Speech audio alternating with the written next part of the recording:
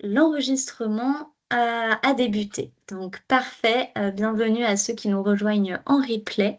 Donc on se retrouve aujourd'hui pour un webinaire sur la prévention de la désinsertion professionnelle, donc qui a lieu le 26 juin de 14 heures à 15 heures.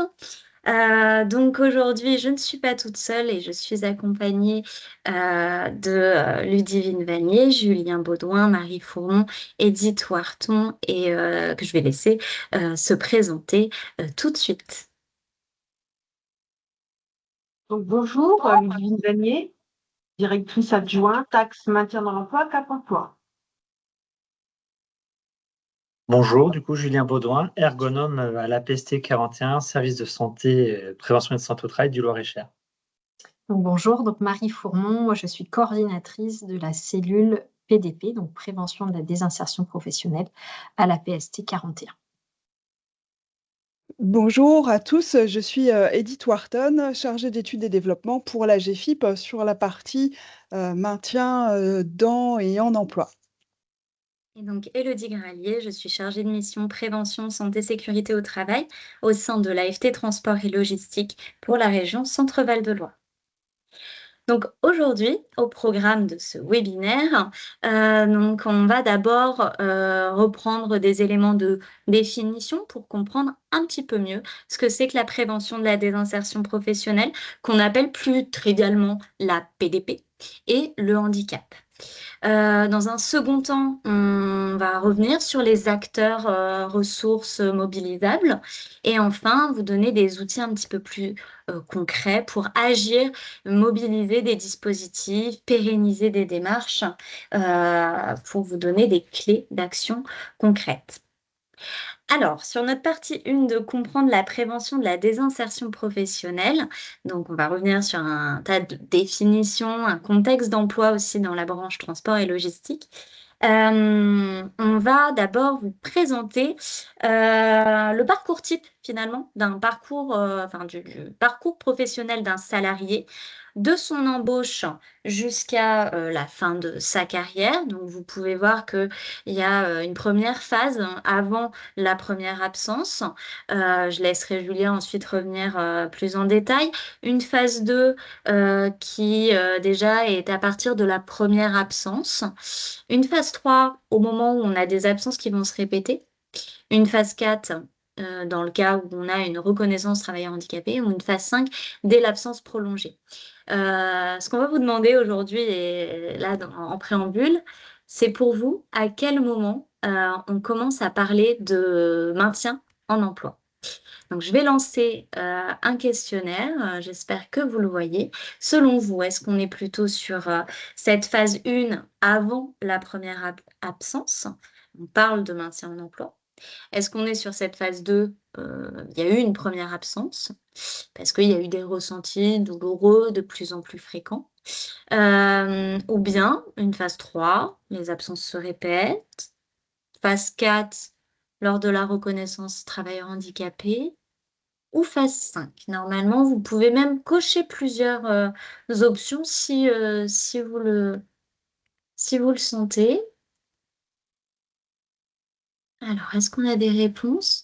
Alors, on a une phase 2, une phase 3 et une phase 4 qui revient un peu plus phase 3, phase 4. 25, 31. Merci, c'est chouette, vous répondez, c'est merveilleux. Super. 31%, phase 3. Ok.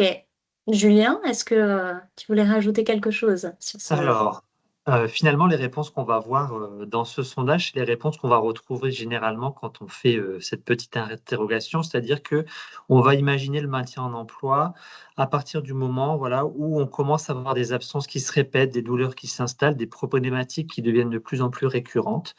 Cette question était bien entendu un piège, dans le sens où, ce qu'on va voir après dans les slides qui suivent, que finalement le maintien en emploi ou la PDP, comme l'a dit Élodie, va se considérer plutôt sur l'ensemble du parcours professionnel de la personne.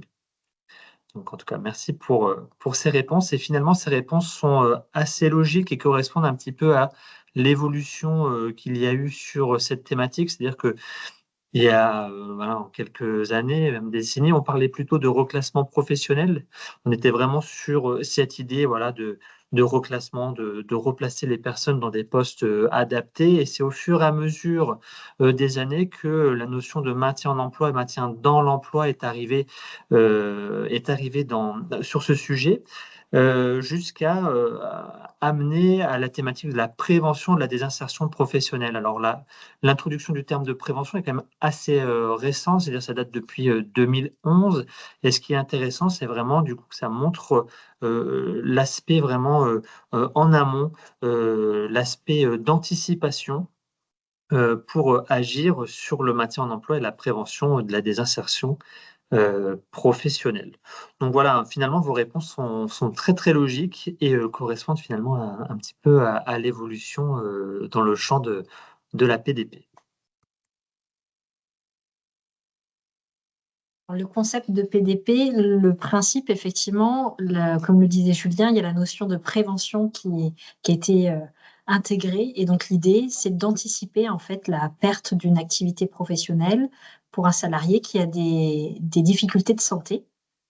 Et il y a du coup deux concepts, on va dire. Le premier, c'est d'aller aider les employeurs, les entreprises à prévenir ce risque de désinsertion professionnelle en les accompagnant, en les aidant à évaluer les risques, en les conseillant aussi sur les actions qui peuvent être déployées. Et puis, c'est aussi d'accompagner des salariés qui rencontrent des difficultés à se maintenir sur le poste de travail en lien suite à des difficultés de santé. Ce qu'on peut retenir, c'est que la PDP, c'est un sujet qui est du coup à considérer tout au long du parcours et pas uniquement au moment où les problématiques de santé sont présentes. C'est vraiment le mot qu'il faut retenir, c'est l'anticipation et essayer d'être vraiment dans de la prévention le plus possible. Et donc, pour revenir un peu sur des éléments de définition, quand on parle de désinsertion professionnelle, ce qu'on entend, en fait, on parle bien d'un processus. C'est quelque chose qui se construit, qui évolue. Donc, c'est un processus pendant lequel, en fait, un salarié va s'éloigner progressivement du monde du travail en raison de problématiques de santé. Donc, parfois, ça fait suite à un arrêt de travail, parfois pas. Mais voilà, l'idée, ce qu'il faut retenir, c'est qu'on est bien dans une notion de processus, quelque chose qui évolue dans le temps. Alors cette notion de prévention de la désinsertion professionnelle, elle va être intéressante parce qu'elle va nous permettre de dégager plusieurs temporalités de prise en charge, ou en tout cas d'action. Déjà, on peut agir très en amont des problématiques, avant qu'elles ne surviennent sur les personnes, que ce soit au niveau individuel ou collectif. C'est tout ce qu'on appelle la prévention primaire. Donc, ce qu'il faut retenir, c'est en gros, on agit avant que les problématiques ne surviennent. Après, on va pouvoir agir quand les problématiques sont là, mais on va essayer de les corriger, c'est-à-dire qu'après notre intervention, elles ne devraient plus exister. Donc, ce qu'on appelle la prévention secondaire. Il faut retenir, c'est quand on vient supprimer les difficultés. Et après, quand on est sur une temporalité un petit peu plus avancée, avec des vraies douleurs, des problématiques de santé qui se sont installées, là, on va pas pouvoir supprimer finalement les difficultés, mais on va être plutôt dans une logique de compensation, de trouver des solutions qui viennent faciliter, par exemple dans le milieu du travail, le travail des personnes avec des pathologies. Et là, on parlera plutôt de prévention tertiaire. Voilà, ce qu'il faut retenir, c'est qu'il y a plusieurs niveaux de prévention. En tout cas, il y a plusieurs moments où on peut agir sur les situations. Il y a plusieurs éléments qui nous font dire que la PDP, c'est un sujet central et qu'on est tous concernés.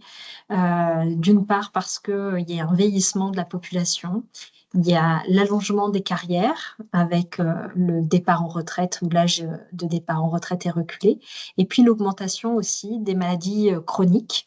Donc on peut tous être concernés à un moment donné dans notre parcours professionnel par des difficultés de santé et par le fait d'avoir un risque à un moment donné de ne plus être, que nos problématiques de santé ne soient plus compatibles avec notre activité professionnelle.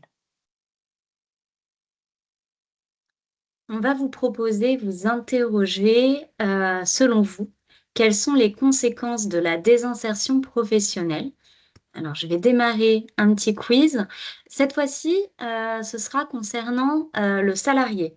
Pour vous, quelles sont les conséquences de la désinsertion professionnelle pour le salarié? Alors, une petite question piège, hein, désolé, on est taquin cet après-midi.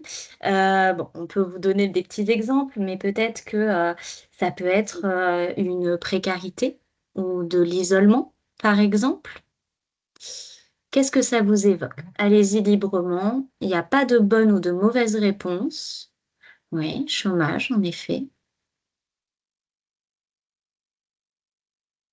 Dépression. Mhm.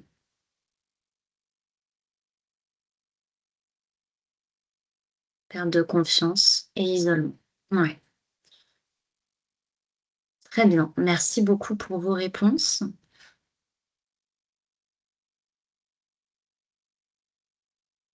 Donc, en effet, hein, vous êtes, en effet dans ces champs-là, hein, de chômage, précarité, isolement et perte de sens. Pour vous, employeur, qu'est-ce que ça va avoir comme conséquence? Alors, je ne me souviens malheureusement plus de vos postes en fonction de si vous êtes RH, peut-être QHSE ou dirigeant. Ouais, donc désorganisation, d'accord. Mmh. Désorganisation de voies, désorganisation des services. Très bien. Mmh. Lien avec les compétences, perte de compétences, d'accord. Mmh. OK. Eh ben, merci beaucoup d'avoir joué le jeu. Donc, en effet, pour l'entreprise, on est sur une, perte de compétences. En effet, vous l'avez, ciblé, de performance, de fidélisation, pardon, et d'attractivité. Vous le disiez, hein, désorganisation de l'activité, répartition de la charge de travail qui peut des fois, se voir, mal répartie, un coût financier qui va être direct et indirect.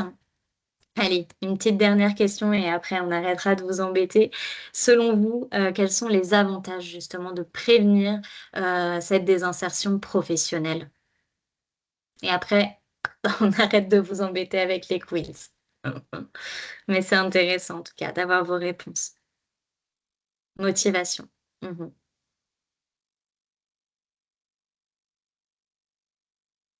Compétences, performance. D'accord, donc gardez vos compétences,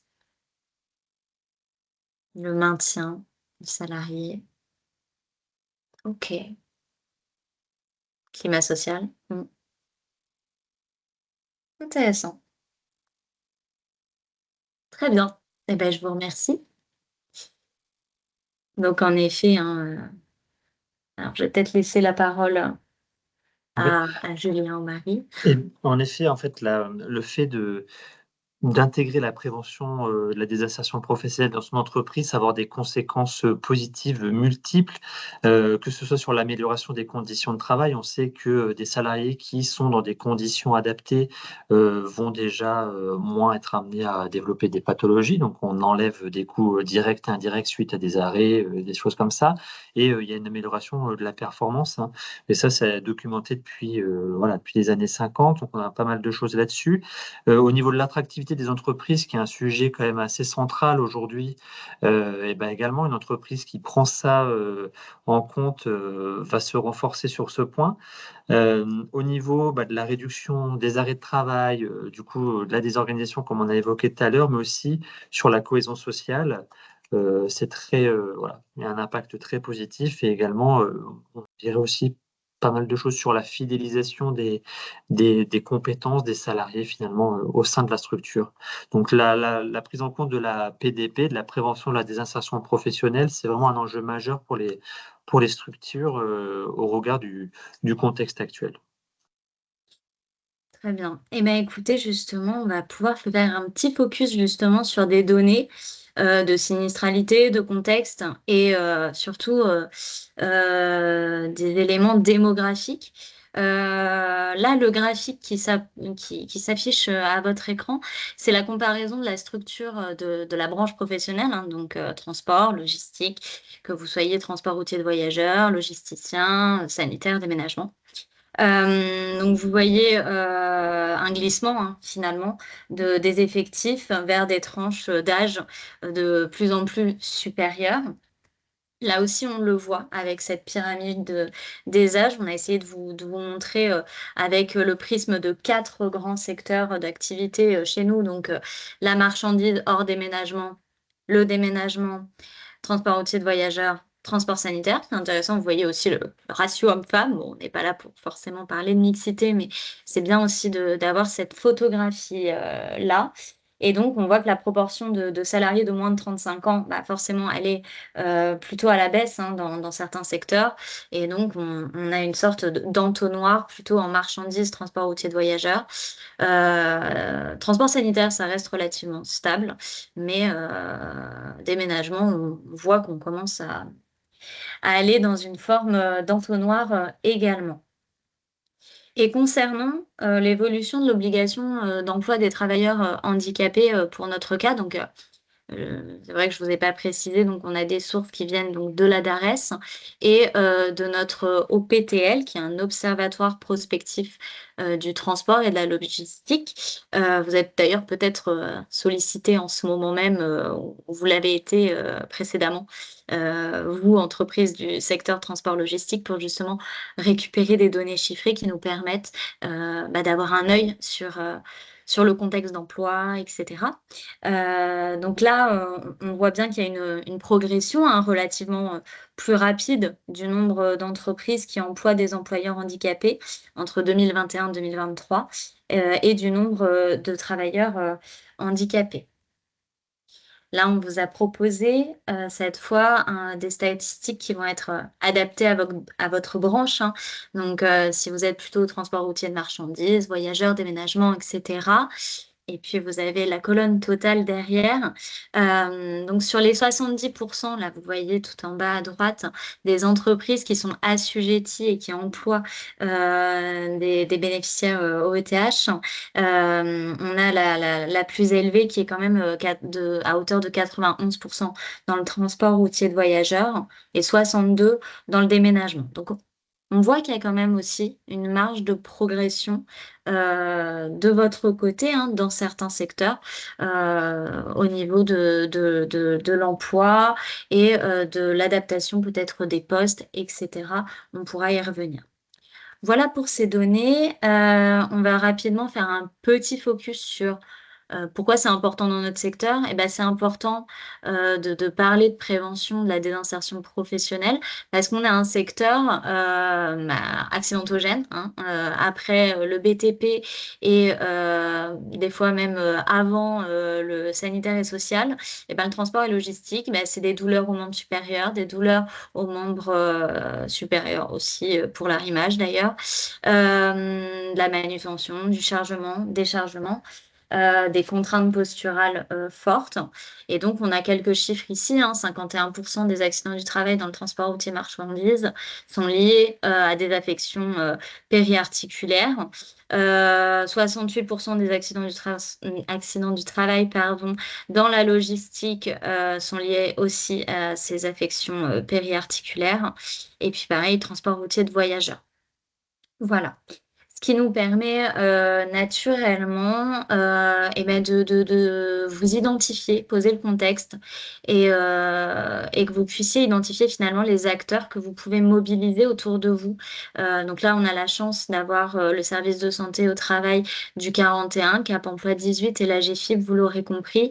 Mais si vous êtes dans un autre département, on regardera ensemble. Mais voilà, vous avez des acteurs, des ressources, donc surtout n'hésitez pas.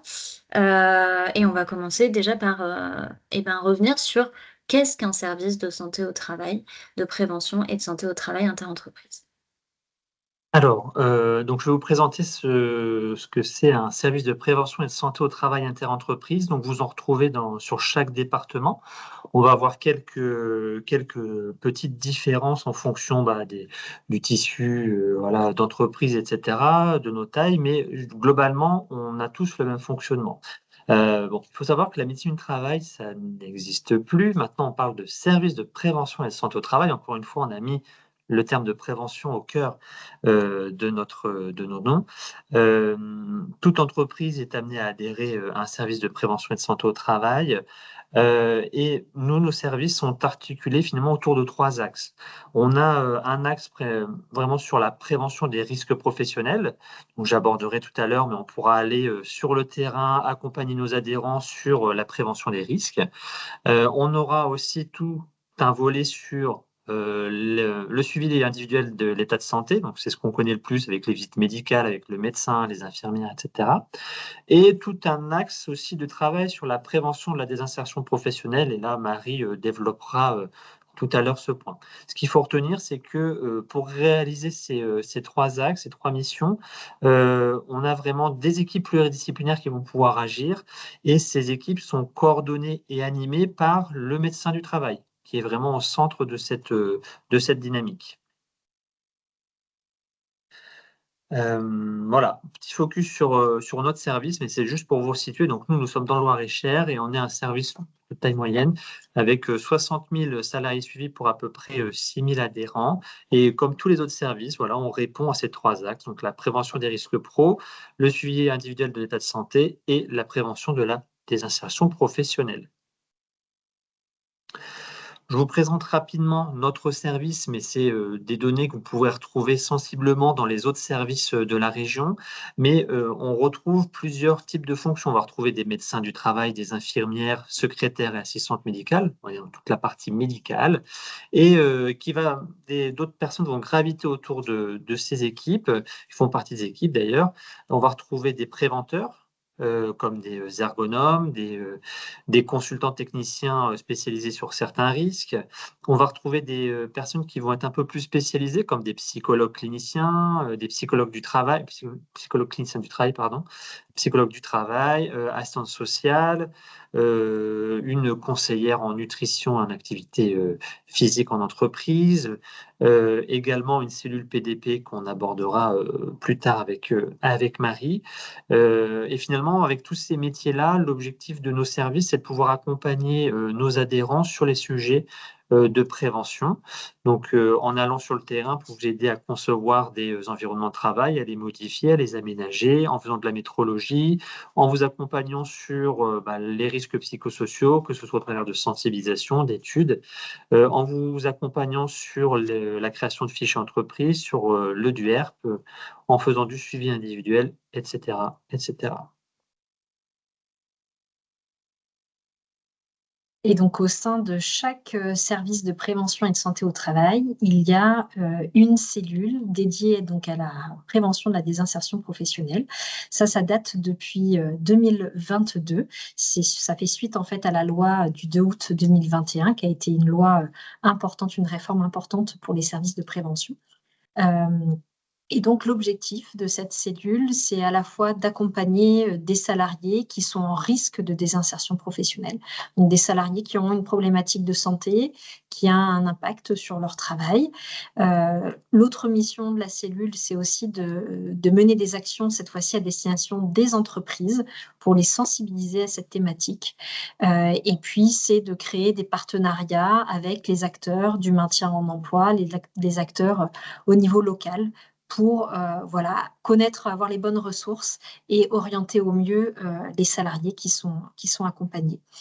Les cellules PDP, globalement, elles sont, composées à peu près des mêmes, professionnels. L'idée, c'est que dans cette cellule, en fait, on est une équipe pluridisciplinaire. Donc, très souvent, il y a un médecin du travail, infirmier, assistant social, psychologue du travail, ergonome, un assistant administratif et un chargé de mission pour le maintien en emploi. Donc ça, c'est vraiment de manière générale. Et puis, sur la slide suivante, On va voir un peu plus en détail la cellule PDP de la PST 41. Alors, c'est à peu près, c'est les mêmes, voilà, ça revient à ce que je viens de dire à l'instant. Les missions, voilà, c'est comme ce que j'ai précisé. Et puis, voilà, vous allez voir apparaître du coup les coordonnées de la cellule PDP, donc pour la PST 41 dans le Loir-et-Cher, avec le numéro de téléphone et notre adresse mail si besoin de nous contacter. Et donc, si vous êtes en dehors du Loir-et-Cher, on vous a mis une petite cartographie avec les services de prévention et de santé au travail de référence dans vos départements. Donc, surtout, n'hésitez pas à vous rendre sur leur site internet. Vous pouvez trouver ces informations. Et si toutefois vous avez des problématiques, vous pouvez passer par mon adresse mail, donc celle qui vous a transmis le lien, ou bien l'adresse mail de la délégation Région Centre-Val de Loire de l'AFT. Je vais revenir aussi brièvement sur un acteur qui est central, c'est la CARSAT. Donc, ils sont pas là avec nous pour présenter leur offre de service, mais concrètement, la CARSAT, c'est 3 grandes missions au service des salariés, des retraités et donc aussi des entreprises.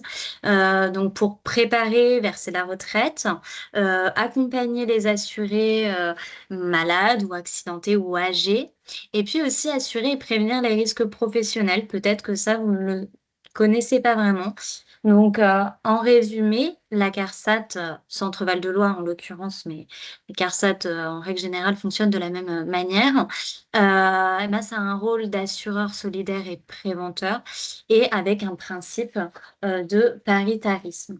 Donc, si on devait résumer leur offre de service, ils vont pouvoir vous accompagner, vous, entreprise, avec des conseils personnalisés. Ils vont pouvoir réaliser des expertises techniques et puis vous pourrez mobiliser auprès d'eux un certain nombre d'aides financières comme le FIPU, le Fonds d'indemnisation de la prévention de l'usure professionnelle. Vous avez aussi des fonds documentaires spécialisés, une offre de formation qui est très très intéressante et qu'on vous encourage à aller découvrir, hein, que ce soit pour accueillir des nouveaux arrivants, pour monter en compétences en prévention des risques professionnels, et puis des réunions d'information, etc. Voilà pour la CARSAT. Alors, comme vous l'a précisé tout à l'heure, Marie Formon, la loi du 2 août 2021 réforme la prévention de la désinsertion professionnelle. Donc, dans cette réforme, l'AGFIP est positionnée avec Cap Emploi comme acteur de la compensation aux côtés des services de prévention de santé au travail et de leurs cellules de la prévention de la désinsertion professionnelle et des acteurs de l'assurance maladie, tels que le service médical, les caisses primaires et le service social. Le maintien devient cadre partenarial. Du moins, cette loi renforce du coup le cadre partenarial que l'on met en œuvre dans le cadre des situations individuelles. Sur la diapo suivante, donc là, l'AGFIP, nous avons du coup 4 missions principales. Nous sommes une association hein, qui est déployée sur l'ensemble du territoire. Nous avons une délégation qui est positionnée dans chaque région au niveau des préfectures. Et nous avons 4 missions, donc l'accompagnement des entreprises. Nous les aidons à mieux prendre en compte les questions du handicap dans les pratiques professionnelles. Nous accompagnons également les acteurs de la formation, donc également sur cette même mission, donc pour renforcer l'accessibilité en organisme de formation, donc sur les parcours. Et nous avons une 3e mission qui est d'appui à la professionnalisation de l'ensemble des acteurs, où du coup nous avons une plateforme avec des modules pour monter en compétence sur toutes les questions du handicap en emploi. Et une quatrième mission principale qui relève, elle, plus des accompagnements et des aides en soutien que nous proposons du coup à l'entreprise et aux personnes en situation de handicap. Notre offre est ouverte donc aux personnes bénéficiaires de l'obligation d'emploi des travailleurs handicapés. Donc, par exemple, la reconnaissance de la qualité de travailleur handicapé ou les demandes en cours. Et au niveau des entreprises, donc ce sont les employeurs qui relèvent du droit privé, donc les entreprises ou les associations qui exercent leur activité sur le territoire national. Pour aller plus loin, nous avons un petit guide qui est disponible et vous aurez le lien cliquable qui vous renverra directement vers le lien. On Donc nous sommes Cap Emploi, donc les acteurs de terrain, hein, par rapport à la GFIP, on est un petit peu le bras armé, hein, sur le terrain. Donc on est des professionnels experts de l'emploi et du handicap au service des employeurs, des personnes en situation de handicap ou ayant des problèmes de santé, et des partenaires de l'emploi et de la santé au travail, donc dont un certain nombre présents aujourd'hui à ce webinaire. Donc nos plus-values, c'est l'expertise sur les besoins de compensation, l'accompagnement individuel et sur mesure, avec une équipe pluridisciplinaire qui nous caractérise tous, pour en appui pour la prévention de la désinsertion professionnelle et un travail en concertation avec les réseaux de partenaires. Donc il y a un Cap Emploi comme une autre par département. Nous sommes membres du réseau, pardon, nous sommes membres du réseau, enfin acteurs du réseau pour l'emploi et puis opérateurs du conseil en évolution professionnelle.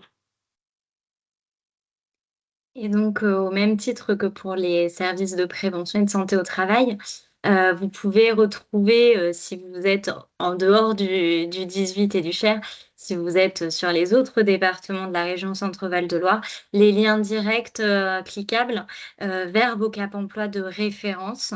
Et puis toujours, si vous avez des problématiques pour rentrer en contact avec, un de ces acteurs, surtout, n'hésitez pas, à me contacter directement, avec l'adresse mail de référence. Je voulais aussi, repréciser un petit peu plus les missions, de l'AFT également, qui peut être un acteur, hein, justement. Donc, on a, des actions d'accompagnement des entreprises du secteur en vous aidant à recruter, préparer les mutations. Donc des fois, on organise des journées, de découverte métier avec vous, par exemple, ce qui permet de valoriser les métiers, hein, du transport et de la logistique auprès du grand public, des prescripteurs. On a aussi tout un outil d'analyse, hein, comme vous avez pu le constater avec les données, qu'on vous a présentées tout à l'heure, avec, l'observatoire prospectif, des emplois et compétences du transport et de la logistique. On soutient la formation, renforce l'employabilité des apprenants et pour ce faire, on cofinance des formations pour s'assurer que l'offre de services, et de formation reste adaptée à l'évolution des besoins de la profession et ces mêmes besoins qu'on, réceptionne grâce à vos retours et qui sont, très utiles pour nous. Si je reviens sur le focus accompagner les entreprises, de plus en plus, l'AFT a développé des outils, que vous connaissez peut-être, hein, CAP, conduite addictive prévention, qui, comme son nom l'indique, est un outil, vous permettant, d'appréhender auprès de vos collaborateurs et toutes ces notions d'addiction, par exemple. Vous retrouvez aussi un guide employeur pour, débuter, structurer votre démarche. Vous avez le kit prévention de la boîte à outils, évidemment, et puis, la démarche ambassadeur de l'emploi, qui est certes, associée à la marque employeur, mais, qui vous permet, de mettre en place des actions de fidélisation de vos collaborateurs et donc, on va pouvoir avoir des actions un petit peu plus concrètes de QVCT, de prévention des risques professionnels, de santé mentale des dirigeants, handicap et cetera. Et pour ce qui est de la région Centre-Val de Loire, vous avez un petit peu de la chance parce que c'est pas le cas dans toutes les régions, de France. Mais, je suis spécialisée chargée de mission prévention sécurité au travail et donc je peux principalement plus vous accompagner sur ces sujets. Si vous avez besoin d'un rendez-vous, un petit peu plus approfondi, on pourra balayer l'ensemble de vos problématiques prévention, accidents du travail et cetera, au-delà même du handicap, ou de la prévention, de la désinsertion professionnelle. Mais voilà, sachez que l'AFT est aussi un acteur, pour vous. Alors, on va pouvoir passer donc à la troisième partie sur comment agir concrètement et mobiliser les dispositifs pour pérenniser vos démarches, quels sont les accompagnements. On va aussi vous présenter un dispositif qui s'appelle la PECF et puis, d'autres outils, que vous pouvez, réutiliser, à votre guise. Alors, maintenant qu'on sait un peu de quoi on parle, on a vu, ce que c'était la PDP, on a vu un petit peu quels acteurs, voilà, on pouvait mobiliser. Bah, maintenant, il faut essayer d'arriver à coordonner ces 2 dimensions. Ce qu'on peut retenir, c'est qu'il y a peut-être une temporalité d'action en amont des risques et une temporalité d'action plutôt quand ils sont déjà là. Et je vais vous présenter, du coup, qui vous allez pouvoir, mobiliser. Alors encore une fois, c'est vraiment une vision très globale, des acteurs et des dispositifs que vous allez pouvoir mobiliser. C'est vraiment une première approche et si vous avez des questions, bah, je vous invite à vous rapprocher, soit de vos services de santé au travail, soit de la CARSAT, soit du Cap emploi et cetera, soit de la GFIP pour, en savoir un peu plus. Alors, il me manque une petite partie, du coup, voilà, nickel. Donc en amont, qui on peut, solliciter et qu'est-ce qu'on peut mener comme action? On a déjà les services de prévention et de santé au travail, hein. Leur cœur d'action, c'est vraiment la prévention. Donc ils sont dotés, comme je l'ai dit tout à l'heure, de personnes avec des compétences spécialement dédiées à ça. Ça va être sur l'aménagement des locaux en amont, la conception, la métrologie, l'AFE, le DUERP et cetera. Comme l'a évoqué Élodie tout à l'heure, il y a la CARSAT également, qui vont avoir un gros enjeu sur, la prévention des risques avec, plein de dispositifs, hein. Il y a la TMS Pro, des choses comme ça, mais il y a aussi, des aides financières, en tout cas de cofinancement qui sont intéressantes avec, l'aide FIPU qui a été, évoquée. Vous allez pouvoir être accompagné sur tout ce qui est action de prévention, allant du diagnostic en passant par la formation, mais également sur le financement d'équipements qui figurent dans un catalogue, vous pourriez voir, sur Amélie. Et également pour, vous aider et financer des actions de sensibilisation. Et bien entendu, il y a aussi tout ce qui va toucher au CEP, hein, le conseil en évolution professionnelle, parce que c'est en prenant ce sujet-là le plus en amont possible qu'on va pouvoir aussi, accompagner nos salariés sur des transitions de vie et de carrière qui correspondent finalement à l'évolution de leur état de santé, ou en tout cas pour éviter de se retrouver dans des impasses où, les personnes n'auront plus, la capacité de travailler sur leur poste et n'auront pas forcément de solutions adaptées. Donc voilà, ça c'était pour la partie prévention. Maintenant sur la partie un peu correction, compensation, qui pouvons-nous mobiliser? Bah là, on va retrouver encore une fois les acteurs qu'on a un peu vus, tout à l'heure. On retrouve encore les, services de santé au travail, hein, avec, leur mission sur la prévention de la désinsertion professionnelle. Donc là, on va plutôt être sur de l'individuel, c'est-à-dire que les ergonomes, par exemple, mais aussi, les autres métiers vont plutôt être sur de l'aménagement, en tout cas des études individuelles sur les personnes qui ont des difficultés. On a la cellule PDP qui est dédiée, hein, pour accompagner, des sujets individuels. On a aussi des assistantes sociales, mais on aurait pu aussi citer, les psychologues et cetera. Mais voilà, en fait, vous allez comprendre que plus on arrive dans la correction et la compensation, plus on va aller sur des accompagnements, individuels et spécifiques. On va retrouver bien entendu la GFIP et le Cap emploi. Donc la GFIP qui, met à disposition des accompagnements pour identifier, des, solutions et des moyens de compensation du handicap et également des aides financières pour soutenir la mise en œuvre des solutions de compensation, par exemple pour aménager des postes de travail, en tout cas pour faciliter, le maintien en emploi et dans l'emploi. On va retrouver également le Cap emploi comme, l'a dit, Ludivine tout à l'heure, c'est-à-dire que ça va être eux qui vont intervenir auprès des employeurs et des salariés, bah, pour analyser des situations de travail, pour déterminer, des aménagements, et proposer justement le lien vers, ces cofinancements avec l'AGFIP, comme dans le privé. On va retrouver également la CARSAT, donc avec le service social, qui vont accompagner les salariés en arrêt de travail, notamment avec tout un tas d'accompagnements. Et là, c'est vraiment très étoffé. Et on a aussi des aides aussi financières qui peuvent être mises en œuvre. Alors ça, c'est avec le FIPU. Encore une fois, c'est assez nouveau. Mais aujourd'hui, la CARSAT peut accompagner sur des aménagements de poste, par exemple sur des personnes qui ont besoin d'aménagement pour leur maintien en emploi. Et cet aménagement, cette aide financière, pardon, elle peut se faire indépendamment de la reconnaissance qualité de travailleur handicapé. Donc, ça va être une aide financière finalement qui va être un petit peu en amont. Donc, ça nous permet d'avoir un petit peu plus de marge de manœuvre. En tout cas, on a un éventail d'actions un peu plus développé grâce à ça. Et on retrouve bien entendu le CEP, donc le Conseil en évolution professionnelle, pour encore une fois accompagner les personnes dans des transitions de vie et de carrière quand les problématiques de santé ne permettent pas de rester sur son poste. En tout cas, on va pouvoir aller se diriger vers des postes plus adaptés à la situation des personnes. Donc voilà un petit peu les acteurs. Encore une fois, c'est une première vision, c'est vraiment pour comprendre le sujet de manière globale. Et si vous avez des questions, n'hésitez pas à vous tourner vers l'un de ces acteurs que j'ai présentés. Nous sommes en capacité de vous orienter vers le bon interlocuteur en fonction de vos besoins.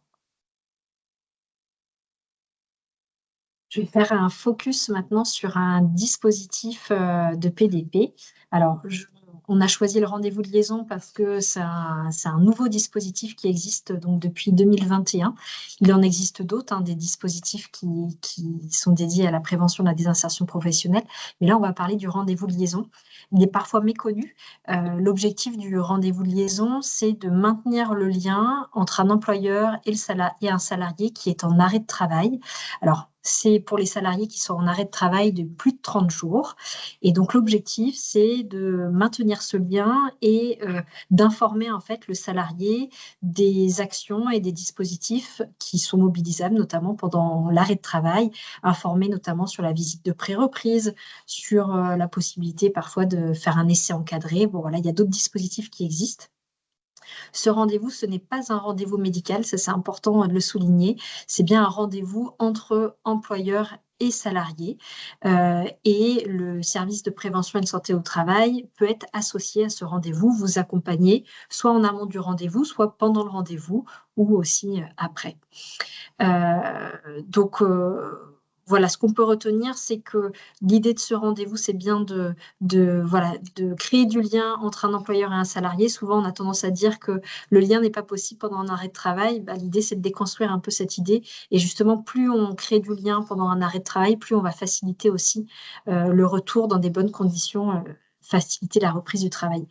Et donc, un membre du SPSTI peut être présent pour accompagner l'employeur et le salarié lors de ce rendez-vous.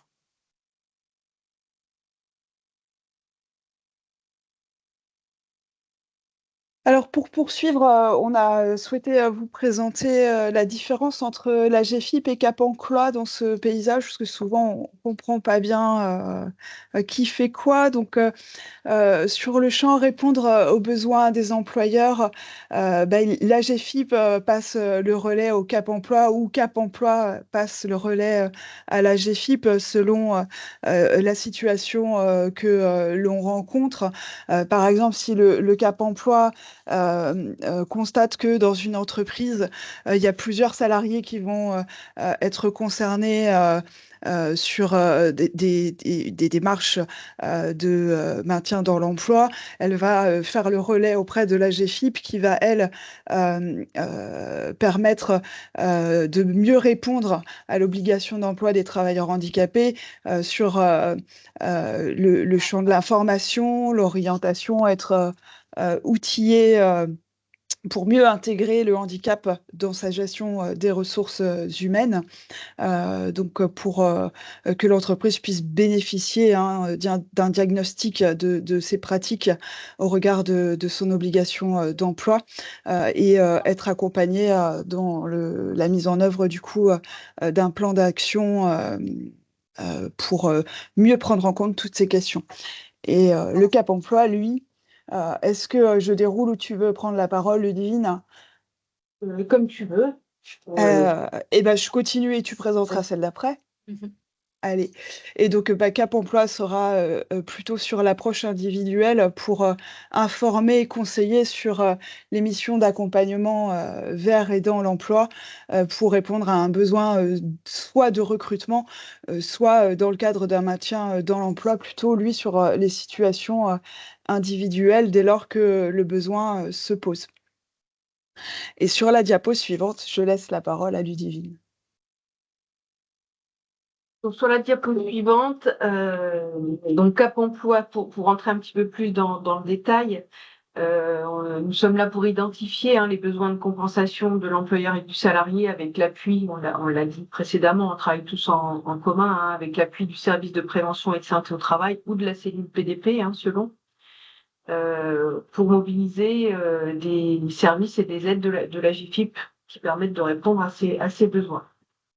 On fournit une expertise spécialisée handicap au travail, des solutions adaptées de maintien. Alors, je l'ai pas dit tout à l'heure, mais ça peut être des solutions qui soient techniques, organisationnelles, humaines, selon le besoin. Et on peut aussi intervenir. On parle souvent d'aide, de dispositifs, de tout un tas de choses à mettre en place. Parfois, la solution, elle est très simple et nécessite pas forcément un apport financier, en tout cas de la part de l'employeur. On peut être là aussi pour faciliter la communication entre le salarié, l'employeur et les professionnels de santé. Et puis, on accompagne évidemment à la mise en place d'aménagements de poste avec un soutien administratif. On va dire qu'on est dans le concret.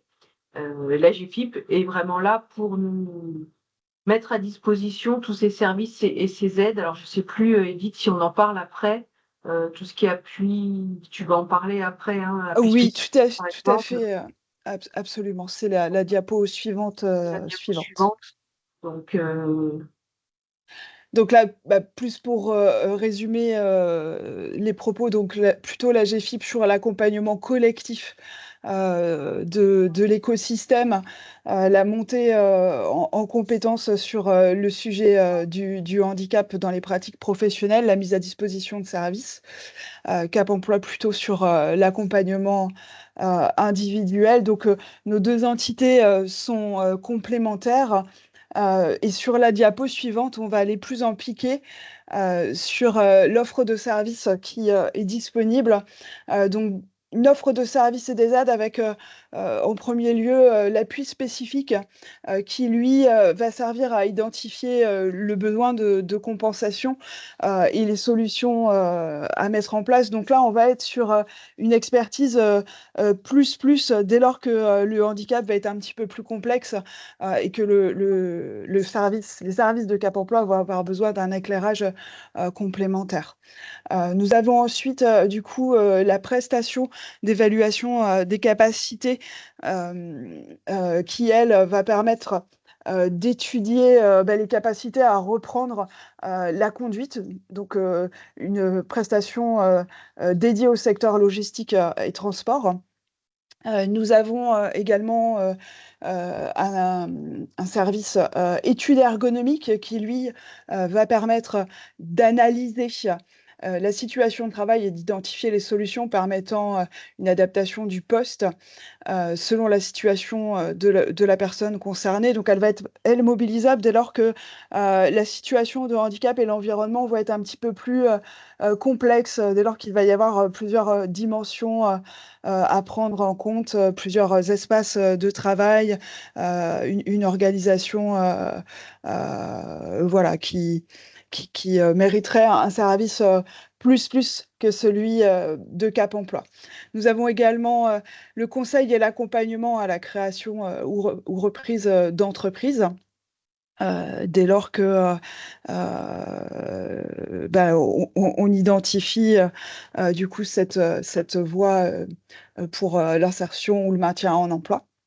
Et nous avons quelques aides en direct à destination des personnes et des employeurs sur de l'aménagement des situations de travail ou une aide à l'intégration, l'évolution professionnelle qui est mobilisable dès lors que un reclassement pourrait être du coup la solution au maintien dans l'emploi de la personne. Ces aides sont, elles, toutes mobilisables en complémentarité du droit commun et elles viennent toutes compenser le handicap de la personne. Alors sur la diapo suivante, vu qu'on est ici dans le secteur transport, logistique, on a souhaité vous présenter plus en détail la prestation d'évaluation des capacités à la formation, à la reprise du coup de la route pour les conducteurs ou les caristes en situation de handicap. Donc cette prestation, elle est composée d'une équipe pluridisciplinaire qui va accompagner et valider le projet de formation et le projet professionnel. Donc, il y a un médecin de médecine physique et de réadaptation, un ergothérapeute, un formateur et un référent handicap chez l'Aftral.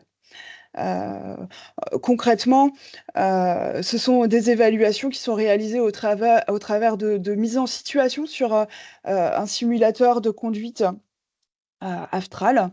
Il y a, du coup une vérification en situation, réelle sur, des véhicules qui sont, aménagés. Il y a un plateau technique, transport, ou logistique, et il y a également, un entretien, conseil pour informer, la personne, des démarches, à entreprendre, et répondre à ses interrogations, pour pouvoir, du coup, mettre en œuvre, son parcours, adapté. Le bilan, il est ensuite, rédigé et adressé, à la personne, et à son, référent de parcours. Donc, concrètement, hein, dans les faits, la PECF, elle permet de régulariser un permis poids lourd, marchandises, ou transport des voyageurs, ou un CACES. Elle permet, aussi à la personne, d'intégrer une formation de droit commun diplômante, qualifiante ou certifiante en transport et logistique et selon le résultat de l'évaluation, permet de réorienter, le projet professionnel.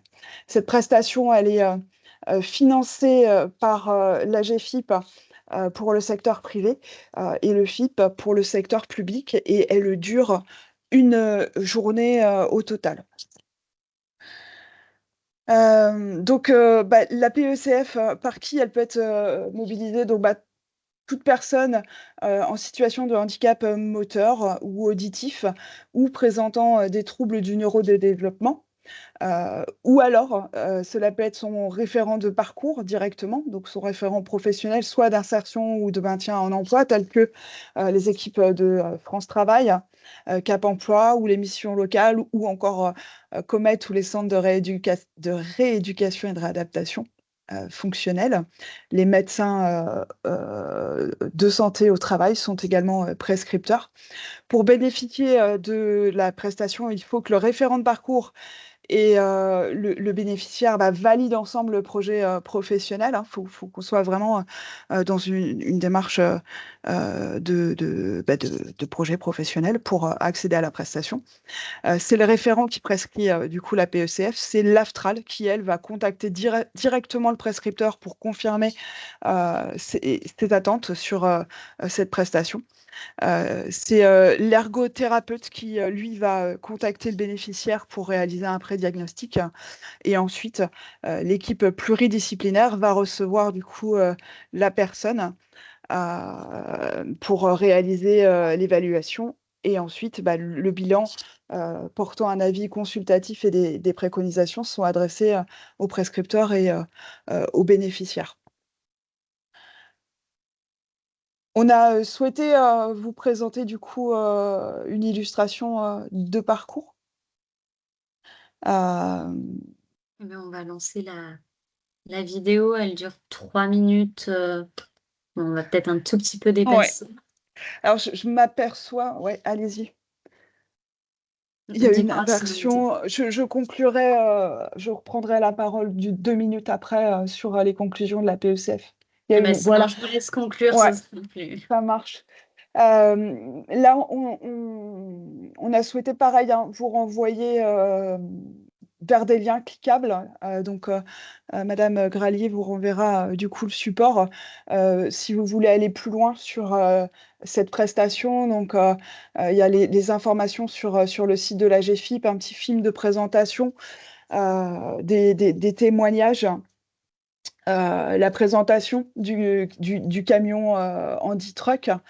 Voilà, donc vous aurez du coup les coordonnées, les fiches de prescription pour pouvoir aller plus loin. Je vais juste prolonger peut-être un petit peu pour ceux qui veulent partir à 15 heures pile poil et on regardera la vidéo juste après. Je voulais revenir rapidement sur des outils qu'on a développés, l'AFT. Alors, on l'a pas fait tout seul, hein, justement. On était avec la GFIP. On a des outils qui s'appellent HandyPro. C'est des supports méthodologiques et opérationnels pour les entreprises de la branche. Donc, on intervient plutôt sur la phase recrutement du candidat par l'entreprise ou adaptation du poste. Enfin, ce sont des fiches qui permettent d'intervenir à ces phases-là parce qu'on aura évidemment une phase 1 de projet pro qui aura été déjà pré-identifiée avec un conseiller, France Travail ou en évolution professionnelle, peu importe. Une phase 2 PECF comme ça vous a été présenté avec la formation de l'AFTRAL. Malheureusement, Promotrans n'est pas encore partenaire pour la PECF, donc c'est pour ça qu'on parle uniquement de l'AFTRAL. Et donc, ces supports méthodologiques, finalement, ce sont des petites fiches repères. Donc, vous avez un guide qui vous permet de réidentifier les acteurs, les enjeux, obligations, les aides financières que vous pouvez mobiliser. Et vous avez pour chaque fiche des grandes étapes. Donc, avant d'engager tous les projets, les mesures à mettre en œuvre, etc. Ce qui vous intéressera peut-être ici, c'est plutôt le 4, 5, 6. Maintenir en poste un collaborateur, reclasser un collaborateur, adapter le poste et demander des subventions. Donc, concrètement, ça va permettre aussi pour vous distinguer certaines tâches que le salarié ne va pas pouvoir réaliser, toujours avec l'appui des services de prévention et d'autres acteurs, identifier des solutions techniques. C'est déjà un premier pas, un premier jet. Vous pouvez feuilleter, on a un certain nombre de fiches donc, qui passent du transport routier de marchandises, au transport routier de voyageurs, sanitaire, déménagement, donc logistique, pardon, et on a aussi pensé aux employés de bureau. Donc là, vous avez l'exemple, hein, le conducteur de marchandises. Voilà, ça se présente comme ça, hein, les fiches HandyPro. On a les contraintes biomécaniques qui sont affichées. On a des mesures de prévention de compensation biomécanique. Là, c'est l'exemple avec l'agent logistique. Et là, avec... Alors, attendez, je vous montre juste rapidement. Vous voyez, il y a le transpalette, etc. Et puis aussi, cette fois, on a besoin du transport routier sanitaire, du déménagement, transport routier de voyageurs. Voilà. Et donc, on vous rappelle un petit peu l'objectif, mais je voulais préciser, hein, je passe rapidement. Et puis, comme je vous l'ai dit tout à l'heure, quand j'ai présenté l'AFT et ma mission, l'idée, c'est de pouvoir mener des actions de prévention en amont des situations de handicap et vraiment l'inclure dans une démarche globale de prévention et donc balayer un certain nombre de thèmes de prévention. Et bien, du coup, je vais faire un petit retour en arrière pour notre vidéo maintien dans l'emploi, donc avec l'illustration de 2 parcours. Vous pouvez mobiliser du coup l'accompagnement de Cap Emploi. Désolée pour tout le monde, ça va dépasser de 3 petites minutes.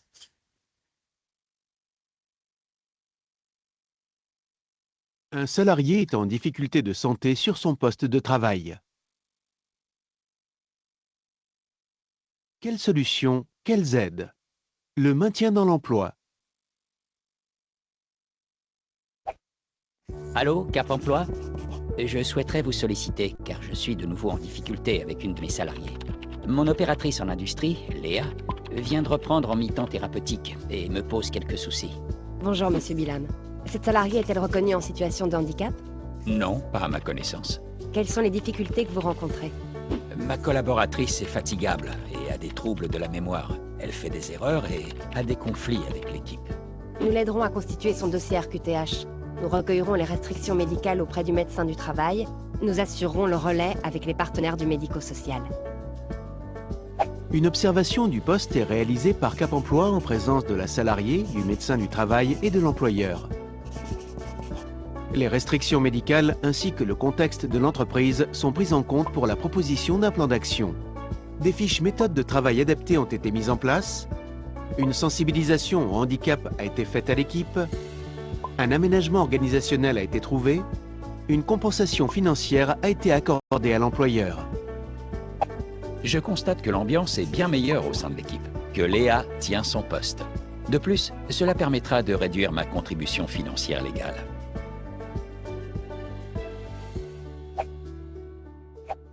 Allô, Cap Emploi? J'ai un cariste, Loïc, qui est en situation de handicap et en arrêt répété. Ses restrictions médicales sont le port de charges lourdes, la position assis debout prolongée, l'exposition aux vibrations. Cela impacte notre production et nous avons des difficultés à gérer ses absences. Très bien. Je rencontre le salarié, je coordonne l'ensemble des acteurs et j'organise une réunion. Nous allons vers un risque d'inaptitude sur ce poste de cariste. Peut-on imaginer un reclassement en interne? À la réflexion, oui. Il y a une opportunité sur un poste de gestionnaire de stock. Mais il n'a pas les compétences à ce jour. Alors, nous vous proposons un cofinancement à la formation aux outils bureautiques pour lui apporter les compétences attendues. Nous vous proposons également un tutorat en interne pour le former au logiciel de la société. Nous aménagerons le poste bureautique de Loïc pour qu'il soit conforme aux restrictions médicales. Grâce à l'appui de Cap Emploi, nous avons pu maintenir notre salarié sur un poste adapté et je ne constate plus d'arrêt maladie. Cap Emploi, acteur neutre, accompagne les employeurs et les salariés dans la recherche de solutions de compensation avec possible mobilisation des aides techniques, organisationnelles et financières. Cap Emploi peut intervenir dans de multiples situations. Aménagement ergonomique, aménagement du véhicule, aménagement du temps de travail, compensation handicap psychique, compensation handicap visuel, compensation handicap auditif.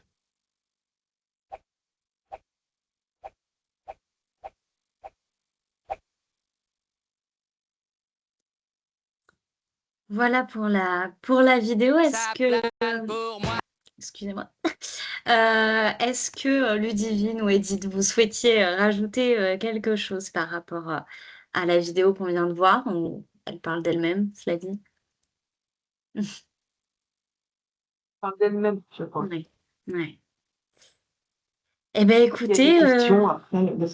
oui, voilà. Est-ce que vous avez des questions? Alors, on est en petit comité. Si même vous voulez lever la main, prendre la parole avec le micro, surtout n'hésitez pas. Et puis, si vous avez la question qui vous vient demain matin, ou voilà, n'hésitez pas, comme on vous l'a dit, à prendre contact avec nous, hein, surtout.